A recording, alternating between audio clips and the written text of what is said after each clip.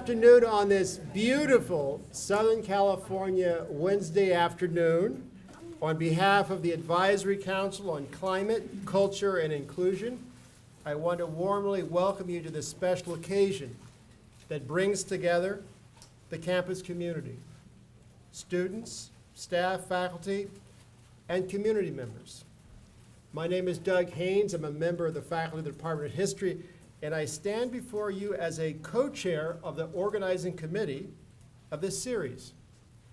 Today is the final of 7 installments of the What Matters to Me and Why series for 2015-2016. In recognition of the 50th anniversary celebration of the campus, last fall we launched our year with James McGaugh.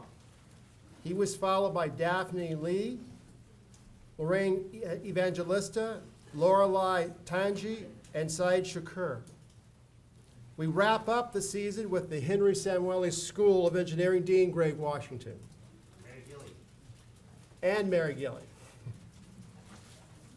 The purpose of this series is to build and strengthen bonds between members of the campus while fostering an understanding about how we in our individual ways embrace UC values. These UCI values include respect, intellectual curiosity, integrity, commitment, empathy, appreciation, and finally, fun. And in this spirit of fun, I'd like you to take a moment to introduce yourself to your neighbor, to your left and to your right, and in front and behind you.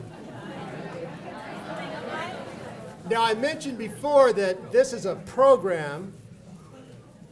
It doesn't take a village to mount this program, but it does take a lot of people.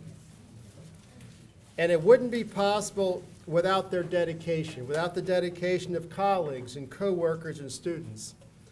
I want to take this opportunity to acknowledge members of the Chancellor's Climate Council, as well as the What Matters to Me and Why organizing committee.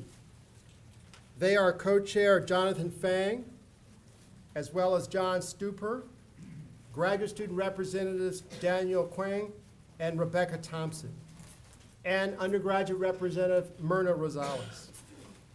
I also want to give a very special shout out to Debbie Nielsen, as well as the many volunteers who staff the registration booth. Please give them a hand.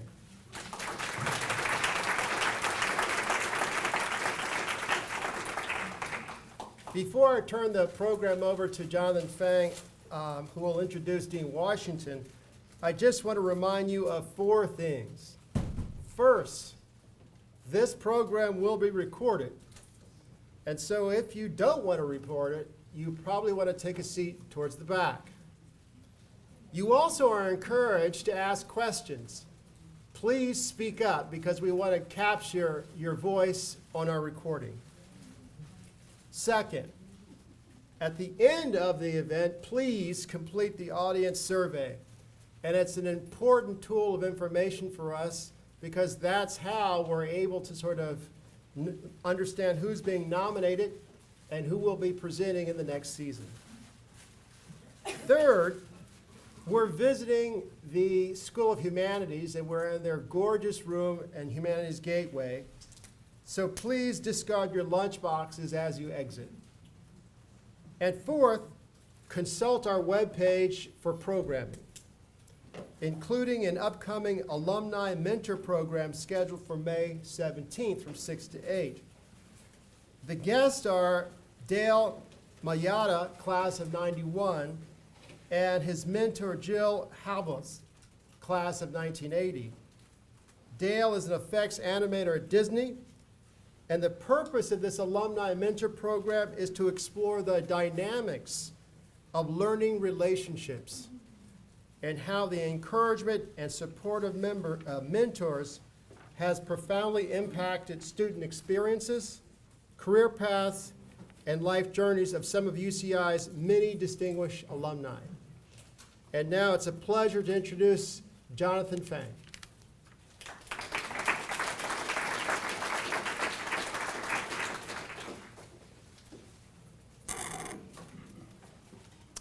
Thank you. Well, our speaker today is Greg Washington, who is a professor in the Department of Mechanical and Aerospace Engineering, and he's also the Stacy Nicholas Dean of the Henry Samueli School of Engineering.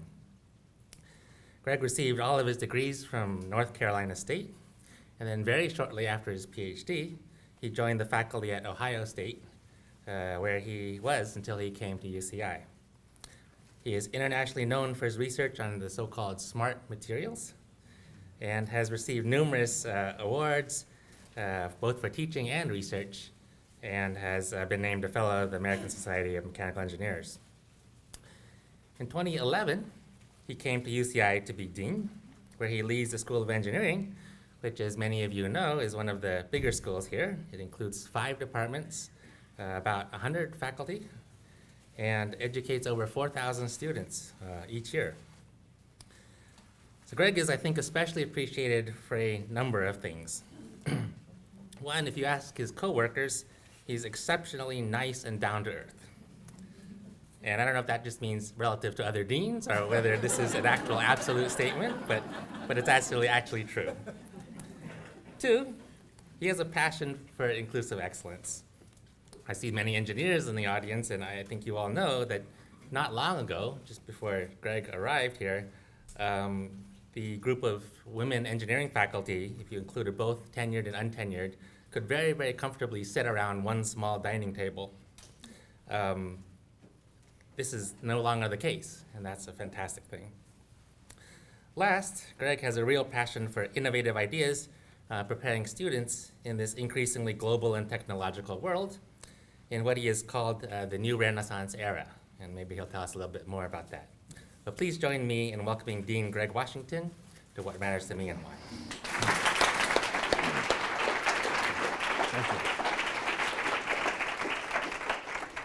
Thank you. Can you all hear me? Yeah. Pretty good in the back? All right, well, good, because I don't think I want to stand behind this podium the whole time. And so this is, well, he already gave an introduction to who am I. So I'll start off talking a little bit about where I'm from. This is actually street corner in one of the buildings I grew up with in New York City. This is 3250 Broadway in a little neighborhood called Manhattanville. And it's in the heart of Harlem in New York City. And I didn't have an easy childhood growing up. It was a tough one. But that being said, I had a lot of fun in my childhood. The tools that I was given here is actually what prepared me for life. This building is about 6 blocks from a place called the Apollo. And those of you who know about the Apollo, it's a theater, it's a venue. Many of our artists throughout the world have played at the Apollo, and the community there and the audience there were tough on artists.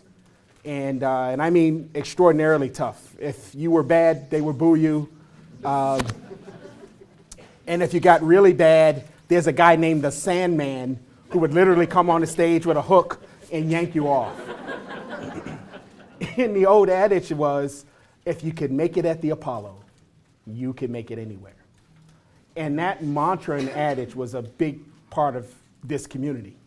If you could make it out of this community, you can do just about anything you wanted to do.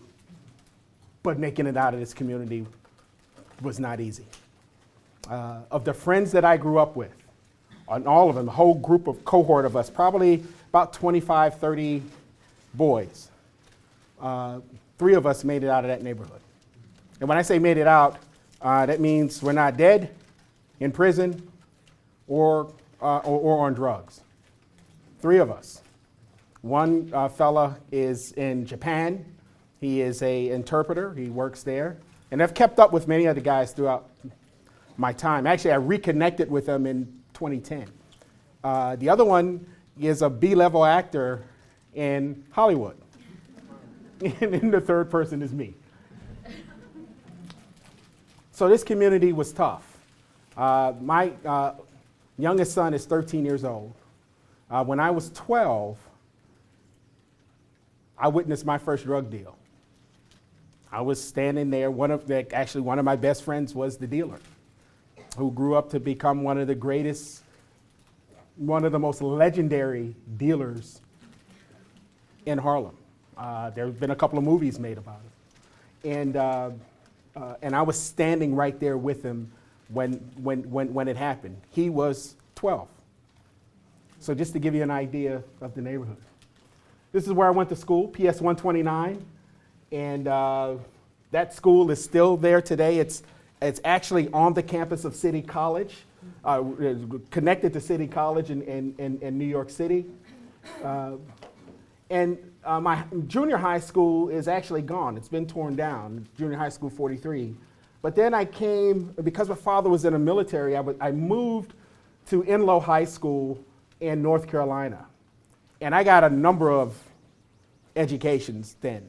Being a kid from the city, growing up in the city, in that environment, and then moving to an environment. Look, in my middle school and in my elementary school in New York City, true story, there were only Black and Latino kids. There was, in my middle school, one white kid who was brought into school with a caravan and brought out of school. And I think this was busing. This was kind of the reverse busing thing. So they brought in this one kid in and out every day, but everybody else. And I went to an environment in Enloe High School where I was kind of one of 2 or 3 Black kids in the class. And so immediately like that, so thrusted in the 9th grade in that environment. And one of the stories about me as an individual is that I figured out how to adjust, right? And so you put it in an environment, I struggle for a little bit, but then I figure it out. It was here in North Carolina where I came to the realization that I wanted to be an engineer. Actually, when I asked my mother about this, she says, "Boy, I knew you were going to be an engineer your whole life." I was like, why? Why do you say that? She said, when you were small, I would buy you toys, and even before the batteries ran out, the toys were taken apart and on the floor. And she said, we literally thought something was wrong with you. So she started looking around and talking to people and talked to one of her psychologist friends, and the woman told her, she said, "Eloise, nothing wrong with your son. He's probably just an engineer." So she actually kept that in her mind through my whole life growing up. And this building right here was the first time that I actually realized it. This is the Eastern Star Holiness Church. And it was 1981 when I was working to build this actual building. And I was a friend of mine, we were walking by the job site, and a couple of the brick masons called us over, and they said, "We're going to give you a job. You have to do 2 things. Pick up the bricks from the pallet, put them in a wheelbarrow, take them to the brick masons. Then go get cement and mix it, take that to the brick masons." And that's what we did all day. And we made $5 an hour. Now, you think, oh, that's an easy job. This is North Carolina in July. It is 95 degrees, 100 degrees. It's 98% humidity. It was backbreaking work. There was a trailer on this site. And every so often, a guy would pop out of the trailer. The trailer was so air conditioned, and as soon as he opened the door, those of us out there working, you'd feel that breeze from the air conditioning roll over you. Oh, it feels so good. And he would come to the guys out there laying bricks, pat them on the back, shake their hands, again, chum it up with them, and then he'd go back. So So I asked one of the brickmakers, I said, who's that guy? He said, oh, that's the engineer. I said, wait a minute. No, I'm not, I was born at night, but I wasn't born last night. They said, that's the engineer? He said, yeah, that's the engineer. He designed the project, and he comes out and just makes sure that everything is going okay. Oh, and he makes all the money. I said, wait a minute. He makes all the money. He's in the air conditioning. You guys are out here. You're laying bricks. I'm carrying blocks. Oh, I know what I'm going to be. Why am I here? And why am I in front of you today? This is a word cloud of all the different attributes that I think that are associated with me. And the first one there, the one that is most important, the primary reason that I'm in front of you today is actually grace, without question. It is, I talk to my wife about this often. There is even,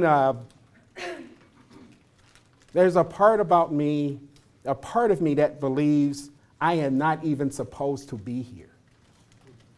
And it's, there's a part of me that struggles with, am I even supposed to be alive? Because of what I experienced growing up. I mean, I've had 2 guns pulled out on me. I've had a knife pulled out on me. There were times when I didn't really know whether I was going to be there the next day. And so I know for a fact that for me to be sitting here, look, for me to come out of high school and get a reasonable job and be working at a reasonable place, that is a great day.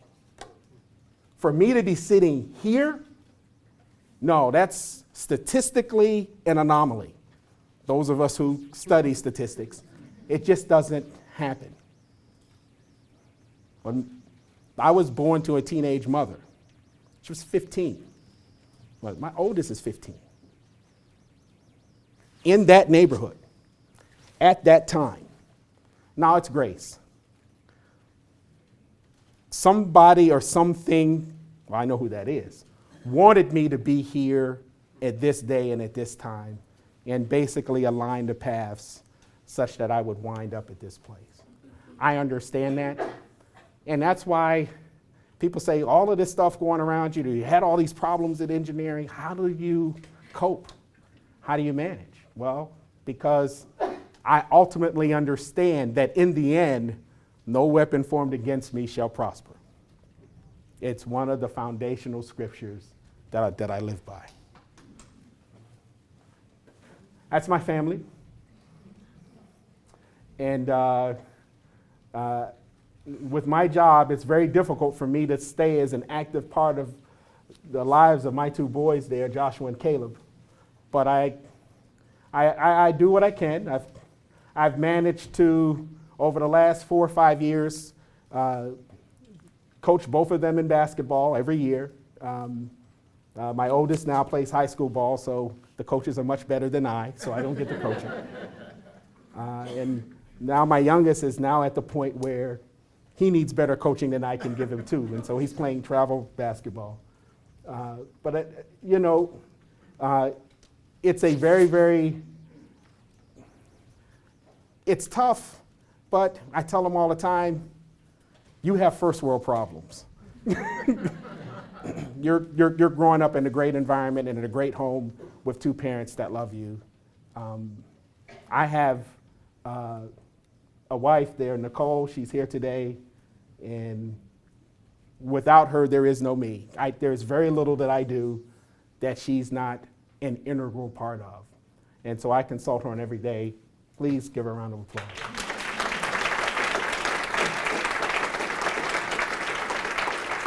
Hey, and last but not least, my mother-in-law's here too.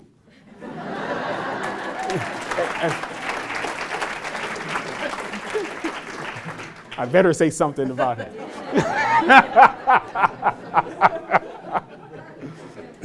So, what really matters to me, and what is a part of my driving? What entities drive me to make the decisions I make, to actually do this job and to try to move and promote our students and our faculty and our staff, they really stem from just my feeling about the kinds of things that we're dealing with in this country and the kinds of challenges that are in front of us. I fundamentally believe that we're dealing with unprecedented global challenges today. These challenges are real. The ones here on the left, the level 1 challenges, can literally eliminate our way of life. And the way of life of many people are changing dramatically because some of these now are starting to get out of whack. Climate change. Climate change is real. Since 2010, we've had 6 biblical floods in this country. Now, biblical flood is defined as a flood event that occurs once in every 1,000 years with minimum rainfall of 1 inch per hour. We've had 6 of them since 2010. Every year, the American Society of Civil Engineers does a study of our bridges, our aqueducts, our levees, our dams. They look at the condition of our roads. And the last study of this gave the country a D- and put the cost, the price tag of fixing the infrastructure here in the country at over $3 trillion. We're not going to fix the infrastructure in this country at the same level of thinking that we had when we created it. It requires a new level of thinking, and it's a problem. Look, one out of about 30% of the bridges and overpasses in the country are structurally deficient or functionally obsolete. Now, that's engineering talk, but let me tell you what it means. It means that they can't carry the loads in which they were designed to carry. So think about this on your way home as you're driving. Just count, it's about 1 out of every 3. Just drive across the bridge. Just get 1, 2, 3. Could this be the one? So the level 2 challenges are really disruptive to our way of life. They're not going to end it, but they can be disruptive. And so the first question that I ask myself, and I'll ask you, is are we educating students to solve the grand challenges of our generation? Are we educating the students to solve the challenges of the problems that we're actually creating for them? We also have unprecedented global competition. This is Singapore in 1965. This is Singapore today. This is Shanghai in 1987. This is Shanghai today. The rest of the world catches up. If I were to ask you what Olympic sport are we most dominant in? What would that sport be? Basketball. And that started in 1992 when we brought in the Dream Team. And that's when we allowed our NBA players to play on the global stage. The average margin of victory in those games was 44 points. That was the average margin of victory. And the teams from the other countries would run up to our athletes and have them sign the basketballs that we just used to beat the snot out of them. They didn't have them sign them. We won in this past Olympics. The margin of victory in a championship game was 7 points. If they can catch up in basketball, where we're really, really trying, you mean they can't catch up in science, technology, engineering, and math? They can't surpass us? I mean, look at Shanghai. And then in 1987, see that area there? There was nothing there. This area is that same area. This building is that building. So in a very short period of time, there's a whole city. Do we have a single U.S. city that looks like that? Are we educating our students to truly compete globally? These are the issues that matter to me and I think about. And then we're dealing with unprecedented change. And as an engineer, we like to quantify change, and we quantify one way is years to 50 million users. Took radio 38 years, television 13, cell phone 7, internet 4. It took Facebook 2 years to get to 50 million users. How many in here have Facebook accounts? Wait, how many in here are students? See, students? So when we talk about this in engineering, the students tell me they're all getting off Facebook because all of you are getting on it. So Facebook has 1.8 billion monthly active users. That is more people than China has citizens. Now, Layla and Lily are here. They've heard me present this slide before. When I first started, you all remember this, Robin, you might remember this too. The number was 1.1 billion. Just in the last 3 years, they're now at 1.8 billion. And so I always just say, well, that's less people than China has citizens, but now it's actually more. And so what does that mean for somebody like me, and why is it important? Because half of the top 10 in-demand jobs in 2016 didn't even exist in 2005. How many have a smartphone? Well, when you think the first smartphone, the modern smartphone was invented. It was 2007. All the phones were dumb before that. It was 2007. So before that time, all of the jobs associated with making the modern smartphone did not exist because the phones didn't exist. How many have Wi-Fi? Or use Wi-Fi? Yeah, everybody in the room has to use Wi-Fi. There was no Wi-Fi before 2004. It just wasn't here. We used it, some of you know this. We used to use this thing called dial-up. You remember dial-up? You had to connect to a phone, right? And the pictures couldn't be so big. You remember? Okay. And so, are we educating students for the jobs of tomorrow? Because like I said, many of the students we're educating now will graduate, will go out to work, and during the time that they're in school, whole new fields will start, whole new ones. You hear this all the time, and we're in the political season, and you hear people, oh, there's 13 million unemployed people. But what they never tell you is that there are 3.8 million jobs in the country that are unfilled. And they're unfilled because we can't fill them. There aren't enough people with the right level of talent and experience to fill those jobs. Here's the interesting point.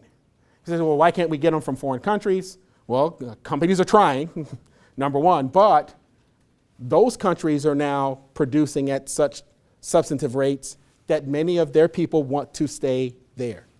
This is a real problem. And there are great opportunities that are coming. So in 5 years, you no longer need ID, money, credit cards, store cards, business cards, photos, mail order mailman, paper and hardback books, bills and notices. You will always have bills. Even though it's on the list, it'll just be electronic. They just won't be paper, but it'll be bills. We won't need paper. We won't need steering wheels. Cars are already being produced right now that are self-driving. The reason we don't have them, the technology has been here since 2005. The reason we don't have them on the road today is because of legal issues. Think about it. If you pull up in an intersection next to me and I'm sitting in a passenger seat eating an orange, right? You're going to get on your phone and call, this guy's not driving. And you're going to ride out in the intersection and get in an accident, and then your lawyer is going to sue me. So we know that this is coming. Let me ask you something. What happens when the computers take over and drive our cars? One of the things we know is that they're going to be much better at it than we are. There'll be no accidents. What happens to insurance companies when there are no computers? What happens to insurance companies when computers are actually controlling the vehicles? These are things that you have to think about. Organ donors. We're producing organs. Number of groups on this campus right now. Our faculties, Faculty and School of Medicine, are working on all types of artificial organs. Pancreas, many of the different kinds of things. Kidneys. They're 3D printing them. They're still in the infancy stages, but these are the kind of things that you're going to see. Classrooms. I want to talk more on that later. And then finally, there's CRISPR. I know some people in here, does anybody here know what CRISPR technology is? Outstanding. And so for those of you who don't know, what CRISPR, it's without getting into all of the details, what it allows individuals to do is right after the conception stage, you're able to go in to the DNA, the unborn child, and modify and change the DNA to give you the desired features that you want in the kid. If you want the kid to be born a male, you can make that, right? You want him to have 20/20 vision? You want him to run a 4.5 40 and have a wicked jump shot? You can change now it's in its very, very early stages, but it's coming. And this is an issue that I struggle and I worry about. Because as a scientist, as an engineer, I am always asking the question, can I? That's what we do. We ask the question, can I? The humanist asks the question, should I? We have to get to a point where the scientists ask the question, should I? Or how should I do this? Such that we can move the science forward and not impact humanity in a negative way. We will deal with these issues in this lifetime because the technology is now ready. It is here. Okay? We're already now, you think about this. My kids play sports. They love sports. Imagine them being out there with some genetically modified brute of a kid. Just running around with a soccer ball, Nobody can catch him. You understand what I'm saying? And the parents would go out there and do something, but the kid will probably be bigger than the parents. And so this is real. You guys remember this? I was great at Pong. Great, I'm 8. But when I was good at Pong, but I never felt that it would resort to this. See, this is FIFA 2014. This is what my kids play now. Actually, they're playing FIFA 2016 because FIFA 2016 has girls. So they're playing FIFA 2016. That's the way it looks. So it's gone from here to here. And while I was great at this game, my kids argue over who will not have me on their team in this one.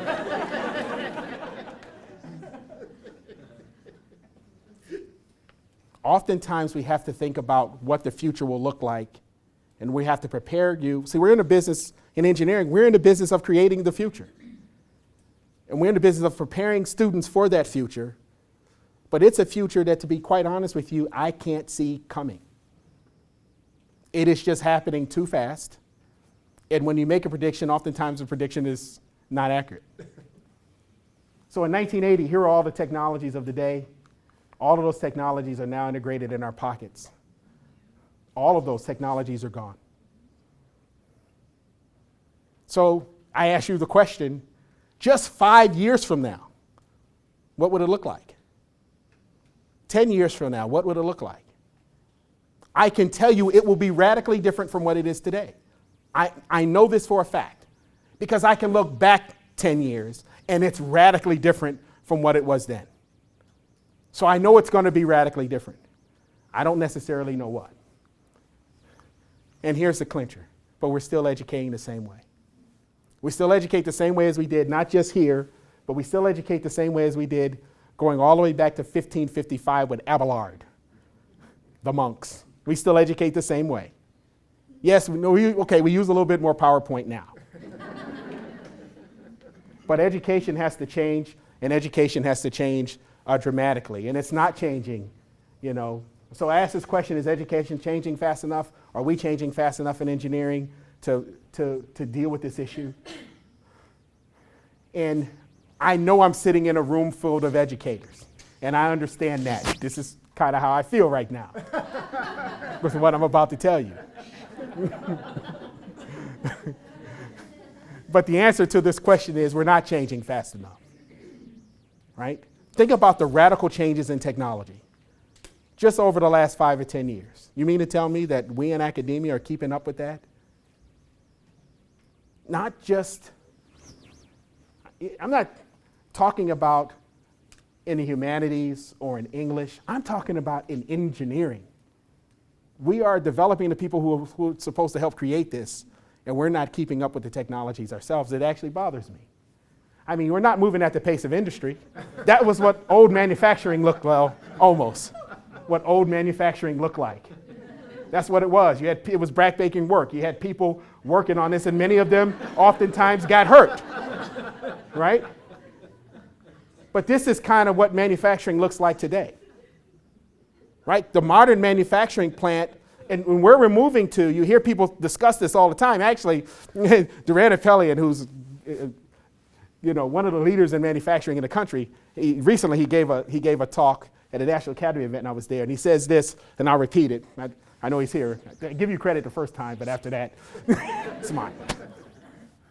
The modern manufacturing plant will have two things in it.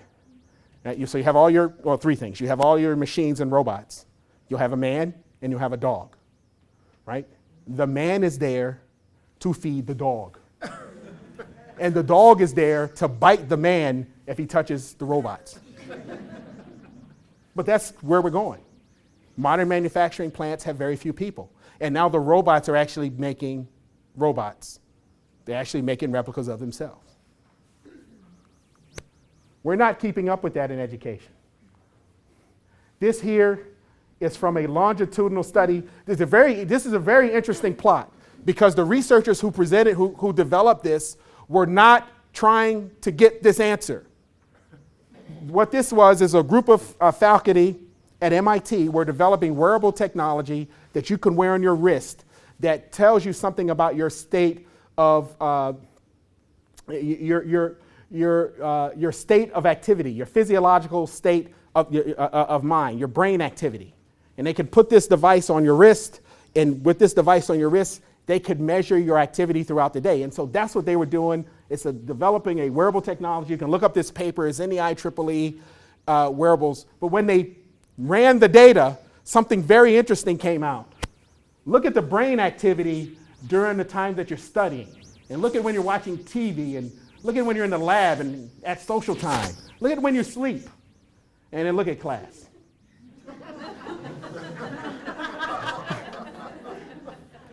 And so the researchers commented that, hey, wait a minute. And they kept running the study over and over again, kept coming out with the same result. Look at class. I mean, this is like next to dead. I mean, look.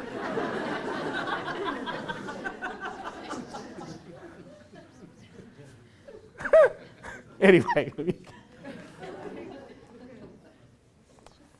And then finally, the thing that I struggle with is that not everyone is included. Look, if I look at the number of engineering bachelor's degrees by ethnicity, and I go back even to 2005, I can carry this number all the way back to the 1990s and 80s. And it looks pretty much the same as this. It is fairly constant. So all of the efforts that we've done, everything, we still have an environment where we're still producing about the same percentage of the population as engineers as we've always produced that are, the blacks and Latinos are not an integral part of this. And this number here is still about the same. The number, even with Asian Americans, is fairly constant. These groups need to be more actively engaged and more involved. Look, the same is true for women. I can go back 20, 30 years. The data is remarkably constant for women versus men. It's very, very difficult to crack 25%. We've never been above, actually, the data in 2005 was above where it was in 2014. Right about 19% of the engineering bachelor's degrees in this country are being given to women. I will tell you that we're much better than that here at UCI. But nationally, that's what the numbers look like. I often struggle with, when you deal with underrepresented groups, who do they see when they look in the mirror? I'll let you all think of that. Solutions, where do we go? There are a whole host of them. I won't spend a lot of time here in the essence of time. I will highlight a couple. We have to disrupt our educational paradigm, and we've been doing some of that in engineering. I've been trying to disrupt the paradigm there, and the faculty have been disrupting me. That's kind of, it's a symbiotic relationship. But that paradigm has to be disrupted. We need spaces on our campus where students can take whatever ideas on their mind and they can leave that space with a product. We have 2 of those spaces now over in engineering. Those spaces are open to any student, and we're now training and educating students regardless of degree to come in and be able to create. Engineering students have to actually get away from our side of campus. Look, all students, in my opinion, should have a more general education that includes technology, arts, culture, and we should have a foreign language requirement. Why? Because we're training kids to be global citizens. Every CEO of every Fortune 500 company that I've engaged with over the last 5 years has told me that the likelihood of a graduate graduating today having a global job assignment is over 80%. Most of them require it coming in. Students in the future will not be just in this country, and they better be able to speak at least 2 languages. There are going to be 3 dominant languages in the world going forward: Spanish, Mandarin, and English. It would be great if students knew all 3. They definitely need to know 2 of the 3. The role of the professor has to change. We can't just be a sage on the stage anymore, right? We need to be a coach. Students are gonna not only get their learning from what we teach them, but there's so many sources of learning for students today, they can go way beyond the capacity of their individual instructors. And we need to enable them more in order to do that. Many of us are holding on to the vestiges of the past, and that's actually keeping the students from moving forward. Our students in engineering tell us they get the most learning when they're given an open-ended project and the faculty get out of the way. When they just have to figure it out and solve it on their own and use the internet and use tools, they tend to learn more. This is what they tell us. I have 3 types of faculty in engineering. Faculty number 1 is what I call the digital native. It's a faculty member that grew up digital. They tend to be our younger faculty. And then faculty number 2 is what we call digital immigrant. That's like many of us. We use the technology, we learned it in our schools. We learned it as a part of our jobs. And then that 3rd faculty member is what I call a digital hostage. They still will not respond to email. You need to call them. Pick up the phone. You want to talk to me? Pick up the phone. Okay. But all of these entities exist in our environment, and we're educating students in that environment. Yes. And I want to thank you for the opportunity.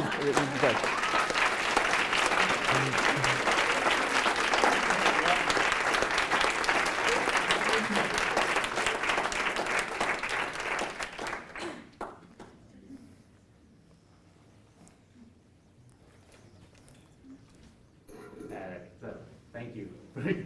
Wonderful talk. We have some time. We purposely took the time for questions. Please, if you have a question, wait for the mic to come to you. John or Rebecca will bring it to you. That way it'll get on the video tape. Just please raise your hands and ask some questions.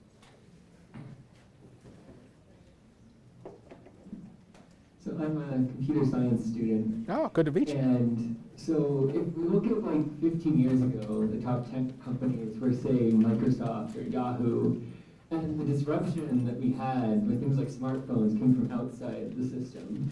That's right. So do you see other entities besides universities having an influence in our future education system?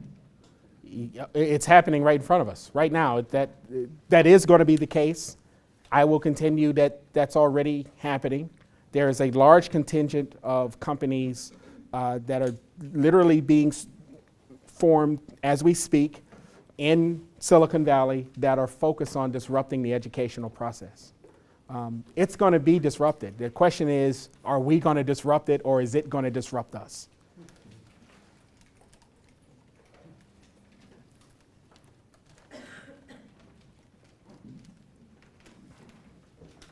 In Washington. Thank you again for your talk. I was wondering, you mentioned for your moves that you had to adapt. You go to a new situation, you have to kind of relearn, maybe Right. in some way, and adapt, and then you move forward. Wondering if you could discuss a little bit about what helped you to adapt at the different stages, and in particular, not only going to North Carolina, but then going to Ohio and then here to California. Right. What differences did you see? What helped you that you would pass on to students in terms of adapting in the future? Well, so I will tell you that for me, it starts with just a fundamental belief that in the end, things are going to work out okay, no matter how bad they currently look. That there is a brighter day coming, and that gets hard to believe when you're at your lowest points, but you actually have to. And so that, to me, that's the fundamental. For me, making the transitions from Ohio here was easy.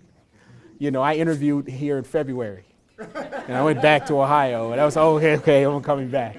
It wasn't a tough transition at all. Did I answer it? Yep. As a follow-up, what changes did you see culturally or in the different environments? The cultural changes are stark. And everywhere I've gone to, you know, I spent time in New York. I spent time in North Carolina. I mean, North Carolina's going through some things right now, right? And so you see, that's why my mother-in-law said, "Don't tell them I'm from North Carolina." I don't want them to know we're dealing with these issues. But it's very, very interesting.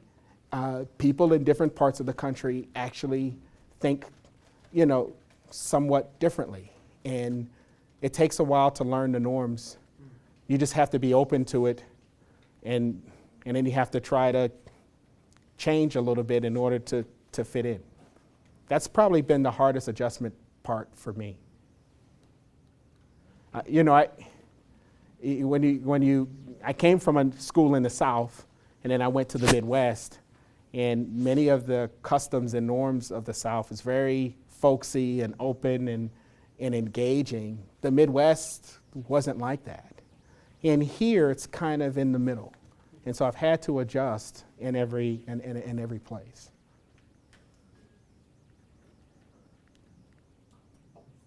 Mm-hmm. No, go ahead. Okay, thank you, Dean Washington.